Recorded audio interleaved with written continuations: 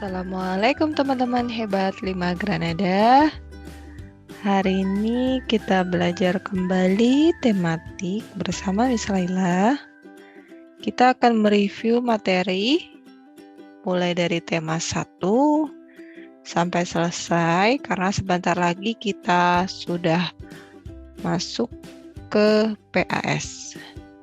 Untuk itu, sebelum pelajaran hari ini dimulai, kita awali dengan mengucapkan basmalah. Bismillahirrahmanirrahim.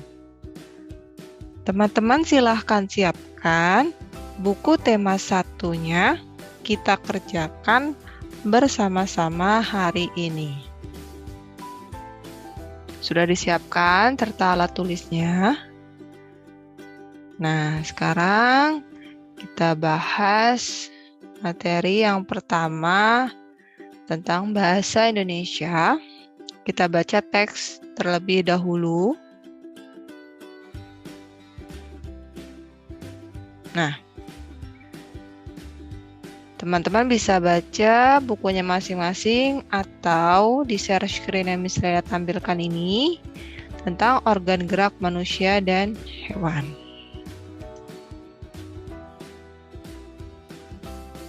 Salah satu ciri dari makhluk hidup adalah bergerak.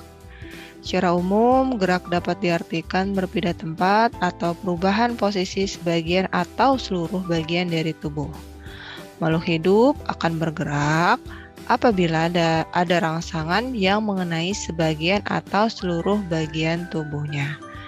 Nah, di sini juga ada materi IPA-nya teman-teman tentang organ gerak. Gerak pada manusia dan hewan menggunakan organ gerak yang tersusun dalam sistem gerak. Organ gerak berguna untuk berjalan, berlari, melompat, meloncat, memegang, menggali, memanjat, berenang, dan sebagainya. Organ gerak pada hewan dan manusia memiliki kesamaan. Alat-alat gerak yang digunakan pada manusia dan hewan ada dua macam, yaitu alat gerak pasif dan alat gerak aktif. Pasif berupa tulang dan aktif berupa otot. Keduanya saling bekerja sama melakukan pergerakan. Kerjasama antara kedua alat gerak tersebut membentuk suatu sistem yang disebut dengan sistem gerak. Nah, selanjutnya teman-teman bisa selesaikan bacaannya.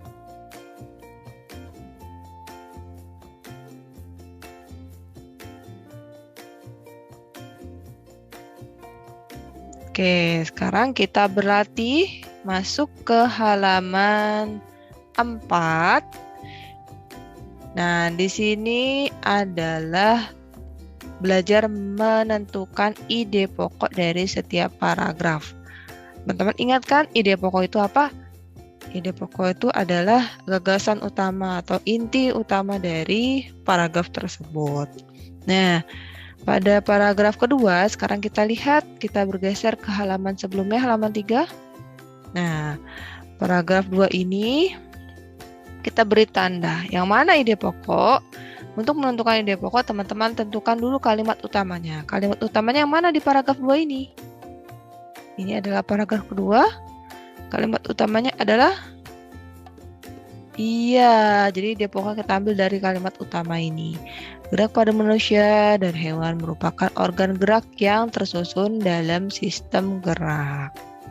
Ini adalah ide pokoknya dari paragraf 2. Nah, ide pokok dari paragraf ketiga adalah yang mana teman-teman? Ya, sama ya, dari kalimat utama atau pertama, yaitu organ gerak pada hewan dan manusia memiliki kesamaan. Teman-teman bisa tuliskan jawaban ini di kolom tadi. Oke. Sekarang kita berpindah ke soal berikutnya.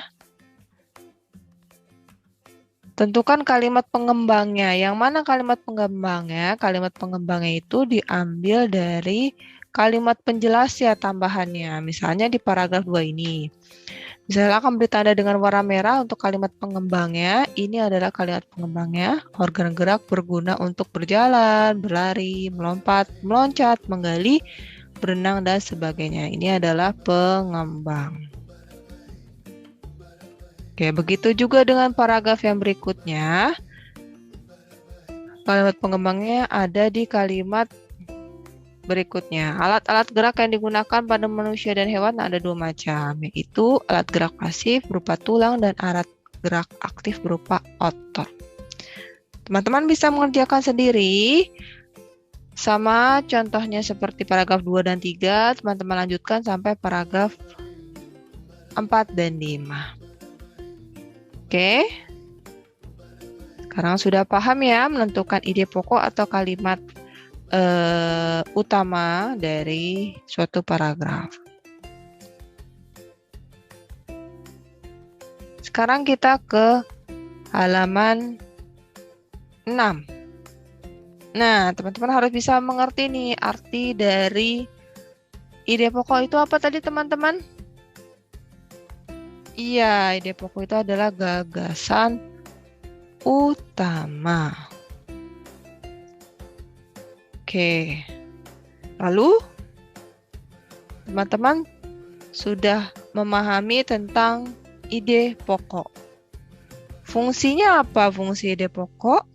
Fungsi ide pokok adalah untuk apa, teman-teman? Ia memberi penjelasan pada suatu paragraf. Memberi penjelasan kepada pembaca. Penjelasan suatu paragraf kepada pembaca.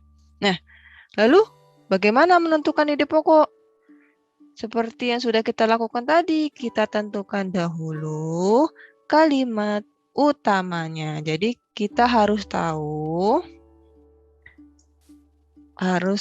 ketahui dahulu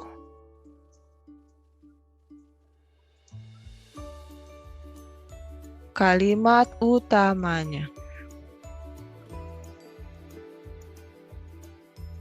Nah, barulah kita bisa menemukan ide pokok dari suatu paragraf.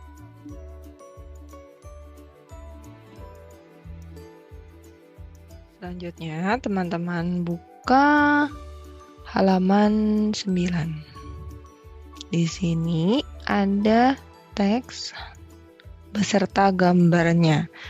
Disebut apa, teman-teman? Waktu itu kita sudah mempelajarinya. Muatan SBDP di tema 1.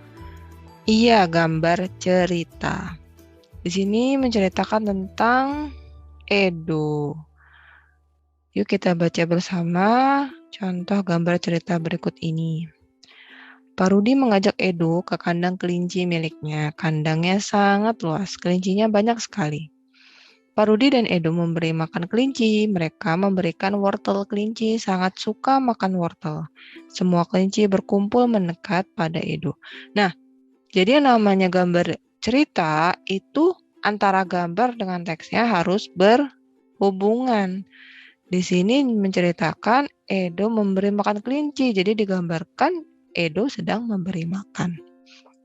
Selanjutnya, Edo senang sekali. Edo tertawa kegirangan melihat tingkah laku yang lucu kelinci-kelinci di kandang kelinci milik Pak Budi. Nah, karena di sini tertulis Edo tertawa girang, jadi digambarkan wajahnya, raut wajahnya seperti ini. Dan terakhir, semakin lama dia mati, tingkah lucu kelinci semakin menggemaskan. Edo pun ikut berlarian mengejar kelinci. Sesekali Edo menirukan gerakan lucu kelinci. Nah, seperti melompat, berlari, dan berdiri dengan 2 kaki. Digambarkan ilustrasinya Edo sedang menirukan si kelinci melompat. Jadi gambar ini adalah rangkaian gambar cerita. Nah, kita ulas kembali materi tentang gambar cerita. Apa itu gambar cerita? Gambar atau serangkaian yang mengandung sebuah cerita. Nah, contoh gambar cerita itu adalah gambar ilustrasi. Gambar ilustrasi itu apa? Gambar yang mendukung isi bacaan atau sebuah teks. Gambar ilustrasi dibagi menjadi dua macam, teman-teman. Yaitu gambar berupa apa?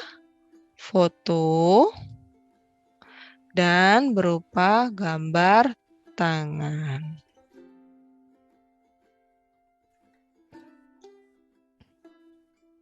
Nah, penggunaan gambar ilustrasinya disesuaikan dengan kebutuhan dan isi bacaan atau teks. Gambar ilustrasi beraneka ragam, seperti cergam atau cerita bergambar, ada juga komik atau pamflet, cover buku, atau kartun, karikatur, nah, dan lain-lainnya. Selanjutnya, ini adalah langkah-langkah membuat gambar ilustrasi. Hal yang kita lakukan pertama adalah apa, teman-teman? Membuat atau menentukan sebuah gagasan. Tentukan akan dibuat adegan seperti apa. Misalnya tokohnya mau siapa, suasananya bagaimana, dan medianya apa yang digunakan. Setelah itu barulah kita merancang sebuah sketsa dari gagasan tersebut. Nah, membuat sketsa harus diperhatikan, misalnya ukuran objeknya. Jangan sampai misalkan seperti gambar tadi tentang Edo dan kelinci, dibuat Edo dan kelinci gambarnya sama besar. Nah, jangan dibuat seperti itu, harus proporsi sesuai dengan ilustrasi aslinya. Yang ketiga, setelah sketsa dibuat, barulah kamu dapat mewarnainya. Kita dapat memberi warna sesuai dengan aslinya, misalnya rumput warnanya hijau, atau gambar ilustrasi manusia sesuai dengan warna kulitnya, dan lain-lainnya. Pewarnanya apa yang bisa digunakan? Seperti cat air, cat minyak, pensil warna, spidol, dan lain-lain.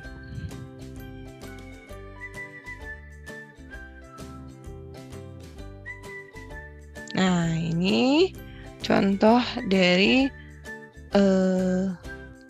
media pewarna, seperti misalnya pensil warna. Jenis pensil ini biasa banyak mengandung lilin, warnanya lebih colorful, lebih banyak. Nah, kalau cat air itu biasanya harus menggunakan air terlebih dahulu.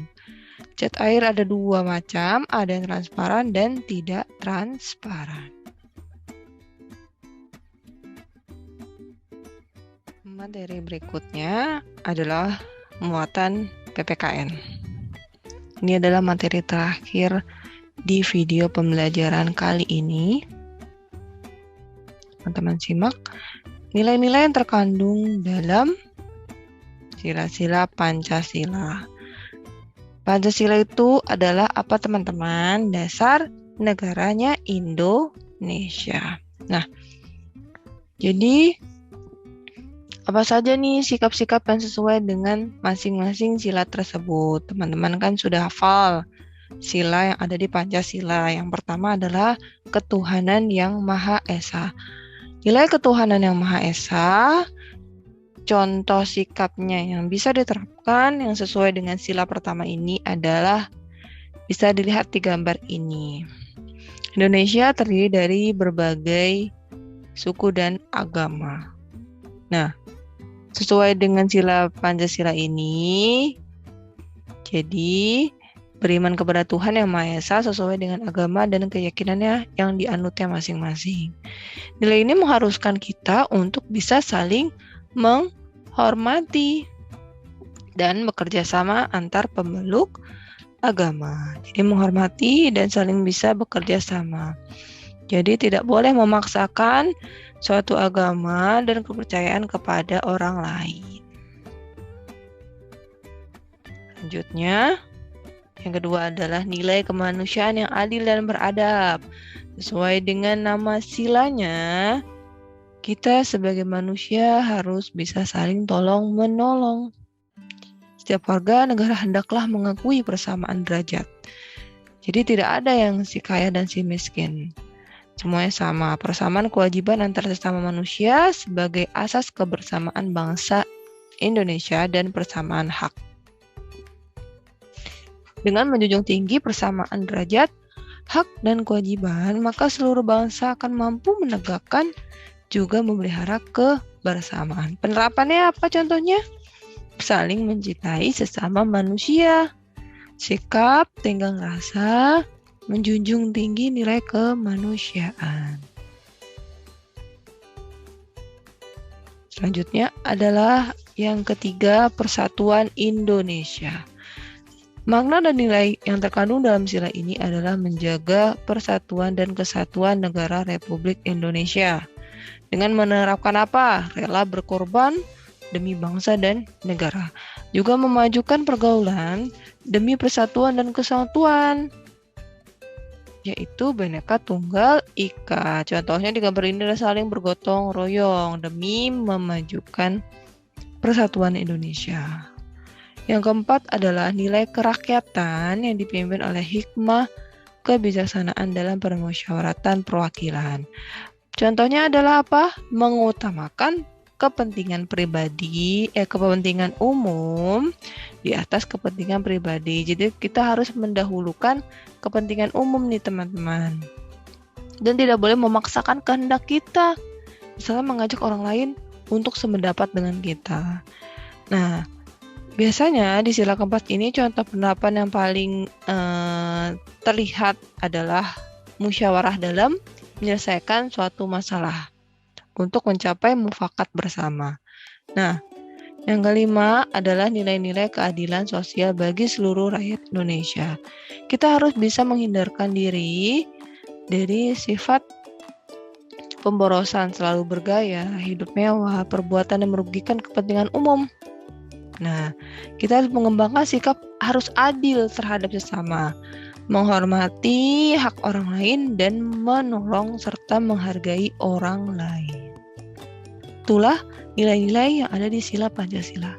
Sekarang, teman-teman buka halaman berikutnya. Kita beri centang, teman-teman masih pegang alat tulisnya. Kita lanjutkan checklist yang sesuai dengan perilaku tersebut. Contohnya adalah gotong royong. Sesuai dengan sila keberapa, teman-teman? Iya, seperti di gambar tadi, sedang bekerja sama membangun rumah sama-sama, banyak orang, termasuk sila ketiga. Yang berikutnya adalah rajin beribadah. Rajin beribadah sesuai dengan sila yang pertama kita, yaitu ketuhanan yang Maha Esa. Rajin beribadah sesuai dengan agama masing-masing. Yang ketiga adalah melaksanakan hasil keputusan musyawarah. Nah, tadi Miss Laila bilang musyawarah sesuai dengan biasanya sila keempat, teman-teman. Apa bunyinya sila keempat? Kerakyatan yang dipimpin oleh hikmat kebijaksanaan dalam permusyawaratan perwakilan.